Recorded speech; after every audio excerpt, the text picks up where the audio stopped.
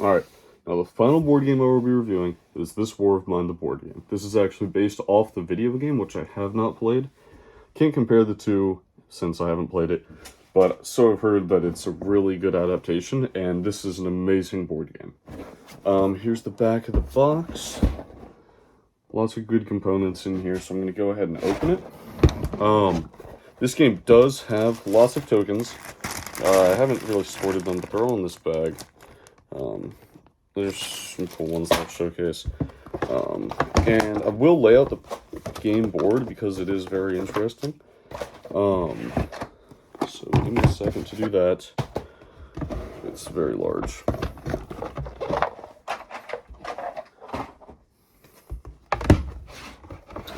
And I'm holding it.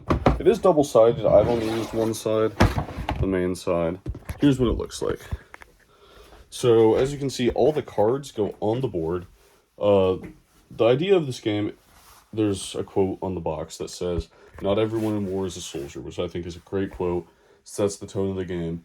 Basically, you're playing characters in a war-torn country as they have to fight for survival. They're not soldiers. They are just random citizens, and they're trying to live through the war and find food, not get killed, and make it through.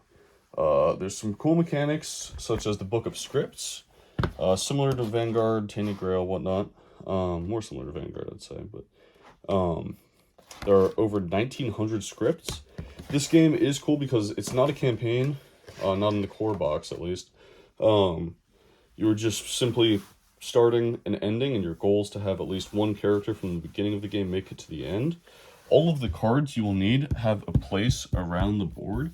Very cool. So there's not just random piles of cards standing outside of the board. I will grab the box. It's a little jumbled after I opened it. Sorry about that. Here's all the minis. Every character has their own mini. I believe there are 12 characters in the core box, each with their own backstory and whatnot. Sorry about the cards. They did get jumbled. Here's all the dice. There's only 4. They're all different, though. Here's this. Bases. You can play with up to 4 people, supposedly. I believe you can play with up to 6, though. These are some of the markers that you'll use throughout the game. They mark things you find. I believe these are just component tokens, and these are water. The red one marks sound over here. So as you're out exploring the different locations, there is no board for them. You simply just travel to one of them, and that's where the Book of Scripts comes into play. In the side of the main house, you can add new furnishings, such as a vegetable garden or a gunsmith workshop. Then at night, or let me explain, there is no rule book for this game. There's simply the journal.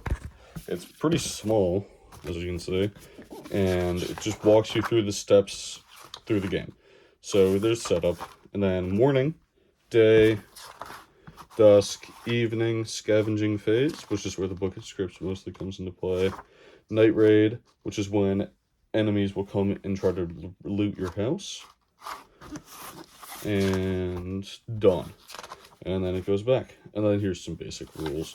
So there's no hefty rulebook, which is really nice. Super simple to pick up and play. Overall, a great game. This is the core box. I will now showcase the one expansion I have.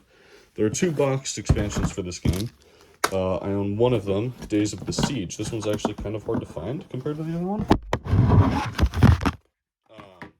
So this one introduces a campaign. It's a war campaign.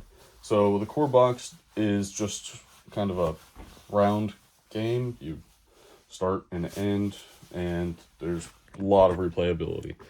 Now, this expansion introduces a sort of campaign.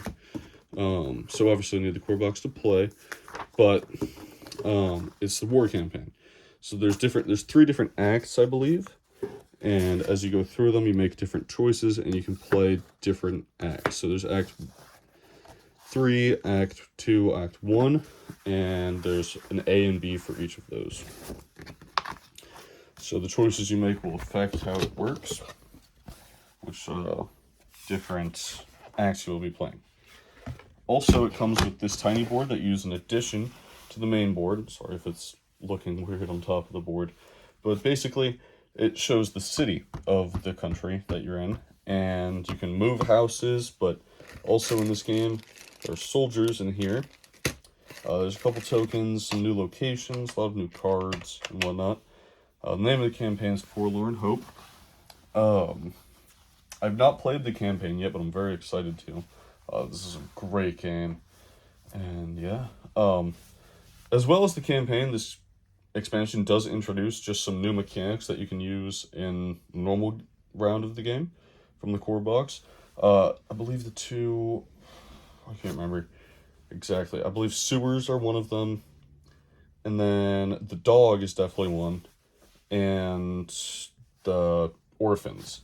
The orphans make the game a lot harder. You have to take care of them. You have to feed them, make toys and play spaces for them.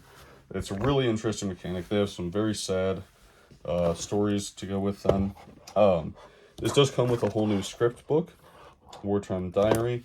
I believe some of them are used for the orphans and whatnot, but mostly used for the war campaign. Yeah, so this expansion is really cool. This War of Mine, great game. One of my favorites. So that's the end of the 4 board game reviews. And in the next video, I will be comparing them and ranking them. Thank you.